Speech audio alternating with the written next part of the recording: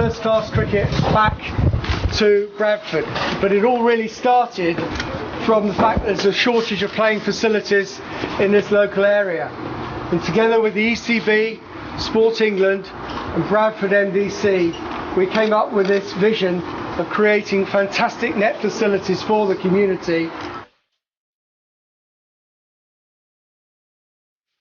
There's a huge appetite. We want to meet that appetite. We want to see more of our young cricketers, male and female, disabled and able-bodied, competing at all levels, including international. And it brings us together as a community. You just have to look at us. We are from all parts of the world. We're here and we're proud of where we are. Incredibly important in terms of our community relations. And we are the youngest city in Europe. 1 in 4 of us is under 16. That's an awful lot of cricketers we could provide. And we intend to. And that's what today is all about. Whole host of special distinguished guests, welcome. School heads, all the people who've made these activities fantastic today. I think it's been a great day. And the leadership helpers from Beckfoot Thornton School. The ECB wants to develop the best players in the world to inspire fans across the country. Well, this is how you do it. You get the best players in the world. We have 5 of them here today. The best players in the world who understand that they're role models on the pitch and they're role models off the pitch. Now, for them to turn up here today when they've got an important match really does tell you how important this is, because they've come all that way to be here and then they're going to focus and win tonight. Welcome to Boom TV. It's a pleasure to be here at Bradford Park Avenue, one of the original grounds of Yorkshire County Cricket Club. And tell us a bit about the rejuvenation of Bradford Park Avenue and what's happening here today.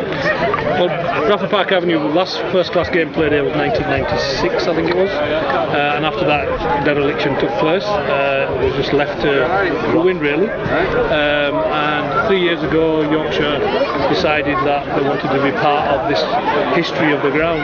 I was groundsman at Carmen Centre.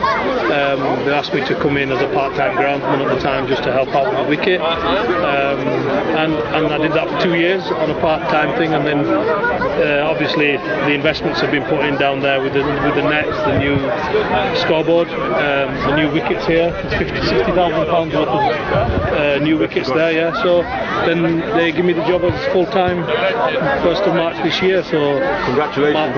Thank you. And my life spent here now.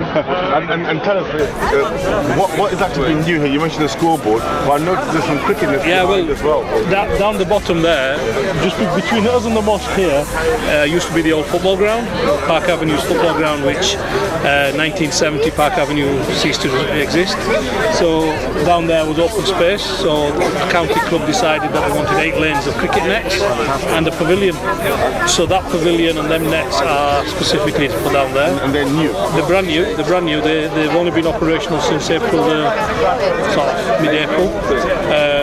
And the county club have been kind enough to say it's free for all. You can come and practice. So the charge will come in time, but not at the moment.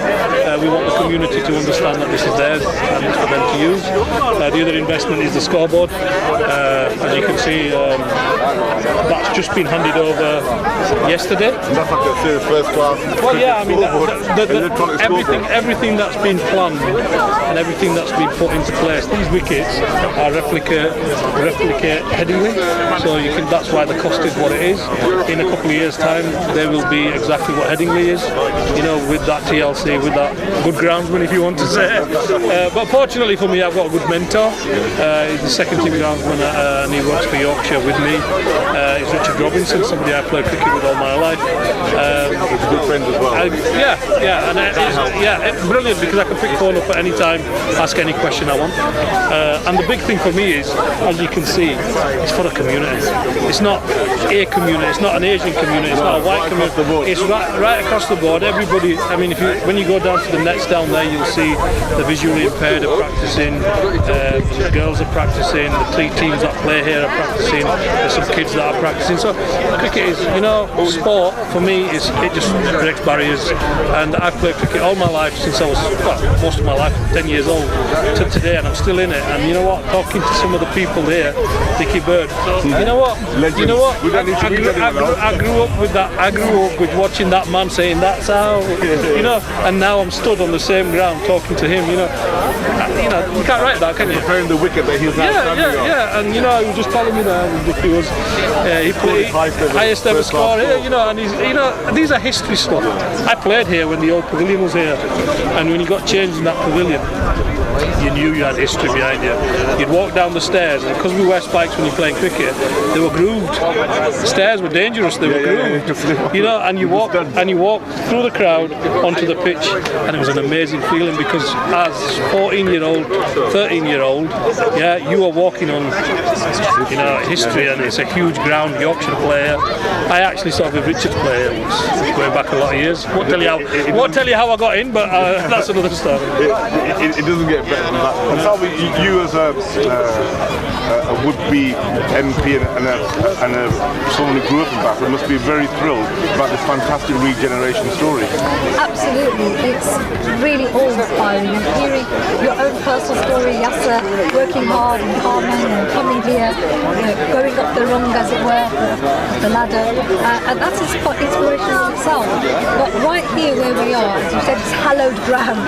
It has real history, and the fact that we have got this investment is a message of hope, because actually just literally in my eye line there, we're category one of the most deprived areas in the whole of Bradford. And it is things like sport that bring communities together. And I'm particularly impressed by the fact that there are girls, there are people with disabilities, there are people with visually impaired. Everybody is included in this. This is what community spirit is. This is what unity is. And Yasser himself embodies that really special journey in the best of Bradford. No, it's fantastic. As a youngster growing up in Birmingham, to see greenery in space, it actually helps the mind relax. I didn't realise that for many decades later, but it actually does. Well, if you look at the view from here, them trees in the background there, are on the old terracing of the football ground. That they are not planted; they are naturally that have come through. And look at the greenery. Look at the greenery around the mosque, all the way around. And you know what? We're 3/4 of a mile out of Bradford town centre. And we could say that. that was a very poignant part that you said earlier on, that Yorkshire County Cricket Club are open to free for the time being to anyone. Well, I think the stigma that Yorkshire County Cricket Club have had over the years was that it wasn't inclusive. And with Mark Arthur, the new chief executive, he's answered them questions. There's lots of things that have happened at Headingley that have made inclusion. One of the questions I got asked was, "Nasser, why do you come to cricket?" I don't want to go home smelling of beer. Because what they do is they throw it up in the air and beer lands everywhere, and I don't want to go home smelling of beer. So therefore, and straight away now at Headingley on the Western Terrace, you've got a non-alcohol area, you've got a family area, you've got the alcohol area, and you've got the fancy dress area. So you know what, the inclusion is there, and this epitomises what I think Mark Arthur's, the chief executive's vision is for Yorkshire cricket. And I think you must be thrilled that like you said, seeing all those inequalities growing up the youngsters, but now to see all these fantastic changes, and that's someone right at the top of the list. And I think what we as a community have to look at is, if somebody is willing to open their arms, we should embrace that as well. We shouldn't live in what happened. It happened. It wasn't injustice. Maybe it was all these things. But now we've got to look at this and say, look, this is in the heart of Bradford. Look at the community. Look at the investment that Yorkshire and the ECB are putting in here. They're not putting it in to take it away from you. They're putting it in for you to use. So instead of being detracting to it, let's embrace it and say thank you. And let's move on. Let's work with them to make this better for everybody. I'm not a big believer of it has to be for us. I think for me, we're here together. Sad news that happened in Manchester today, and then you look at this and you think, you know what? This is the reality. This is what reality is. That's not reality. That is something that's way beyond comprehension. This is what we should aim, all of us should aim to be, is together doing whatever we need to do to make. How many kids we got? We've got 160 kids today from all the schools that are locally playing cricket on here. You know, it's not more than anything for inclusion. And surely, not only is it a story of inclusion, but it also shows that, you know, whilst many people think Bradford has an image problem, this today just goes to show, and like what NASA will say, that, you know, just it's a good news story. To say thank you. To say thank you to the authorities, to say thank you to the Cricket Club for not just talking the talk, but literally walking the walk. Yeah, and it's an absolutely amazing example of what has they achieved. And taking, like I said, somebody takes a step forward, we should be running towards that. And that's what we're seeing here today. You know, there's a real positive line. You know, there's a can-do situation, there's a practical initiative, there's real investment. We've got such talent, and actually, that investment is going to get paid back because that talent is going to be nurtured. And I'm seeing here youngsters who will play for England. I'm fully confident of that. You know, that's what we have to look for, isn't it? You know, I think the ECB have rolled out a 5 to 8 year old program which is called the All Stars. I'm led to believe that we're going to have a centre here with the All Stars. What better place to bring a 5 to 8 year old to come and practice in cricket? But on the ground where Sir Len Hutton's played, Geoffrey Boycott's played, Dickie Bird got his highest score. You know, the history's unending, and them kids then can go home and say we played on that ground. He was batting on this side, and the pavilion was there. So think of a three-story pavilion with domes. Full crowd. Yeah, and he hit it over there. Wow. You see that behind you used to be, it's still a supermarket. Yes. It used to be a bowling alley, and then it became other things. Now the ball actually went over that and ended up in a garden. That's what you call it. So you know, when I've watched cricket here at local level and league level, and somebody hits a six and it goes over the wall, think of that great man who hit it over the pavilion, over the supermarket into somebody's garden. And nothing. You mentioned something very sad that happened in Manchester yesterday. Salma, I went to bed at 2 in the morning and just flipping through my football gossip news as I normally do on the BBC. And suddenly I realised this horrific tragedy that had already happened. Well, actually, we were up most of the night actually because somebody very close to me, their family members were there, and they're still in shock and trauma. They actually were at the concert and saw what happened, witnessed it, and are still recovering. And this morning, I've been to the church. There was a service in Bradford Cathedral, and I wanted to offer my own prayers and condolences. So it is important for us to try to find because people come together. We also see the best of humanity in Manchester. When it came to people offering their support, people in their houses, people helping each other. And I think coming here today and seeing, you know, this beautiful sunshine, positivity, as you said, this is what the norm of communities is. It's very, very important that you hold on to this precious shared unity, because it's those people who carry out evil barbaric attacks who want to cause division. And how important is it for everyone to express calm at this time? Because you can imagine that whatever extreme rogue elements did that are no people that we'd want in our society. No, they're trying to whip up anger, and there will be anger, there will be tension, there will be upset and shock. I think it's the duty of every citizen to help things to stay calm, to be a healing and positive influence, and that's what we're seeing here embodied day in, day out. And these are the things that we need to be promoting and championing, not just at times of tragedy, but every day. And that's the last word with you. What can I say? I mean, there's what's happened in Manchester, which is very sad, and we're here, like Salma says there, that, you know, we're celebrating something that's we would like to want to see as the norm, rather than to see that, and that, you know, you just got to look around and see what we've got here, with the community spirit that's there, you know, and the guest that we've got is unbelievable. You know, we've got Lord Kamlesh Patel there, you know, so, you know, he is the Lord Patel of Bradford, but you know what I mean. So, but the thing is, he's worked hard to get us to where we are. So there's lots of people. Nothing happens by an individual. There's lots of cogs in this chain that needs to be all well oiled and well working together to get us. Well, that's very understated of you, but I know you're a very, very important cog in this whole chain, and I just want to congratulate you. Thank you very much. On your new post and on this fantastic arena which I know will be enjoyed for probably centuries to come. Yeah, and hopefully when we get that first class cricket and you want to bring your camera, we'll we'll be here beside the first. Yeah, no, definitely. Well, we want to hold. Well, the thing we want to do is start holding some finals here and stuff like that, and getting that on the media as well. Because the bigger the game, the more people. We're happy to partner with us and show the great work they do. Thank you. Thank you very much. Joe, the original home of Yorkshire Cricket, Bradford Park Avenue. It was fantastic what Dickie Bird said earlier on, that he scored his high first-class century here and he got dropped at his game. But that's the beauty and politics of Yorkshire Cricket. But it's a fantastic build that they've done, and it's a great testament to the chief exec and for Yorkshire that you're putting so much investment into inner city. Yeah, absolutely. It's with these facilities now, it's a great opportunity for the people of Bradford to come in, learn the game, experience what a great game it is, and to better themselves as well, become better players for it. And it's great that Yorkshire have given that opportunity to the people of Bradford. I've never heard such a, as a former PE teacher, to find out this facility is free for everyone. I mean, it doesn't get better than that anywhere in the world. No, exactly. So it's great to see so many people turn out today as well, and to get the opportunity to use them first up, and hopefully we'll see more and more great players like Adil Rashid and the likes come from Bradford and become international superstars. So, and one last thing, I mean, I was talking to the ground, there's now a full-time ground at Bradford Park Avenue. Do you reckon first-class cricket, you might bring a Yorkshire team that might end up playing first-class cricket here one day? It would be nice. I mean, there's a lot of history here, as you said, like Dickie Bird, Jeff Boycott, plenty of Yorkshire legends have made many a run here, so hopefully someday in the future, the guys of the future will be able to do something similar.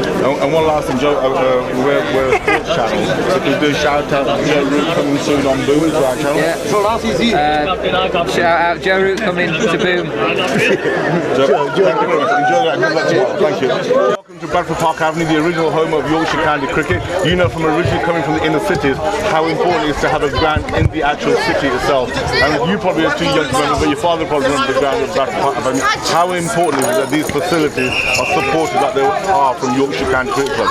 It's very, very important, especially in Bradford. I feel they've produced so many good players, and they probably last few years probably haven't produced those same sort of players. So hopefully they can, with the facilities and being right in the middle of Bradford, they can do this. And you know, from a recipient of growing up in the cities and facilities, even with your father and clubs and grounds and streets to arena, there was always an issue. For Yorkshire to have built this facility and offer it free, those nets are free for children, adults, anytime they want to. That's a massive thing. Huge thing. I think it doesn't happen enough in the whole country in general. I feel it should be done more, and it's amazing that Yorkshire have done that, and they should be proud of it. It's great for the kids, and hopefully that's why they're one of the best countries around. They can do this, and they're going to produce more good players hopefully in the future. And one last thing is you've seen the actual exuberance and enthusiasm in children. So the future is bright for Yorkshire cricket, and dare I say English cricket? Definitely. I mean, when Yorkshire's strong, England is strong. So 100% you see all the kids here. Hopefully we can come here today and inspire them and try and be like us in some sort of way, and hopefully become professional players, England players. And one last word on the ground, Bradford Park Avenue. They've invested a lot of money in the square. I've talked to Joe Root earlier.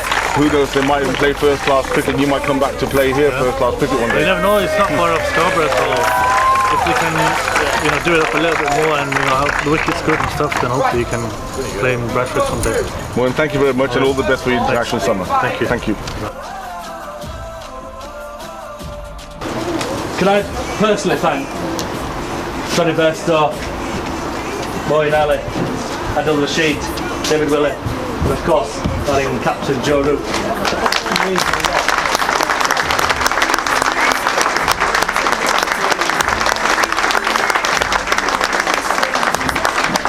We'll have all the fans that we're going to watch you tonight. We'll have a few hundred extras today, I promise. And of course, good governance and operational, the boring stuff, the finances, is really important, because without that good operational governance and finances, the ECB wouldn't have been able to invest in these nets, along with Sport England and along with Bradford Council. But Kirsten said it's about two things. I think it's about leadership and it's about partnership. Leadership is in abundance here. Mark Arthur, we've tried to get this place sorted for years and years and years. Mark Arthur had a vision, he was determined to make it happen, and he focused all his energies on it.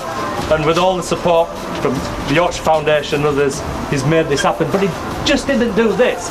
Why is he brave? Why would he say that's brave? Well, he could just be the chief exec of a really great county cricket club and carry on winning things. But no, he focused his energies here. He opened a multi-faith prayer room. He supported a domestic violence cricket match. He even hosted a match against a local Muslim 11 against the Pope's 11, St. Peter's 11 from Vatican. So he's part of the fabric of this society.